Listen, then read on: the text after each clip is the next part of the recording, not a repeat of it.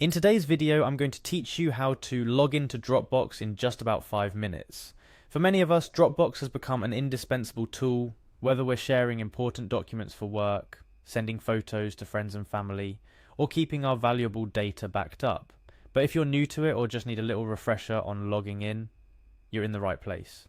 We'll walk through each step together, ensuring you can access your files smoothly and securely. First things first, open up your preferred web browser. This could be Chrome, Firefox, Safari, or any other you like using. In the address bar at the top, type in www.dropbox.com and hit enter. This will take you directly to the home page of Dropbox, which is where our journey begins.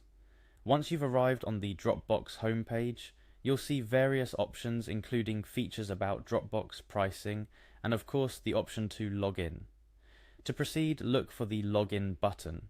This is usually located in the top right corner of the page. Click on it. Doing so will redirect you to a new page dedicated to entering your login credentials.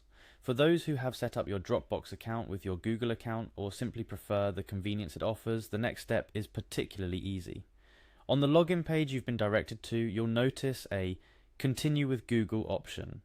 This is an incredibly straightforward way to access your Dropbox account without the need to type out your email address and password separately. Click on Continue with Google to move forward.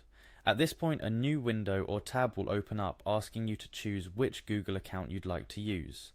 If you're already signed in to a Google account on your browser, you might see it listed here. Simply click on the account you want to use for Dropbox. If you're not signed into Google yet, or if you want to use a different account, you'll have the opportunity to enter your Google credentials here. Make sure you choose or enter the Google account that's linked to your Dropbox account.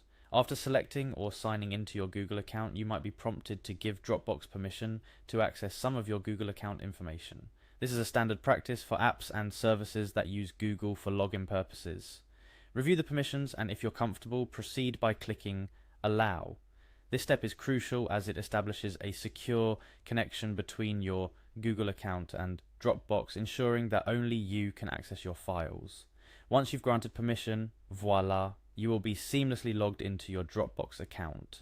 You should now see your files and folders ready to be accessed, shared, or organized however you see fit.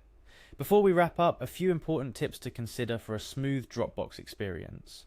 Always ensure you're logging in through a secure and private internet connection, especially if you're accessing sensitive or personal information.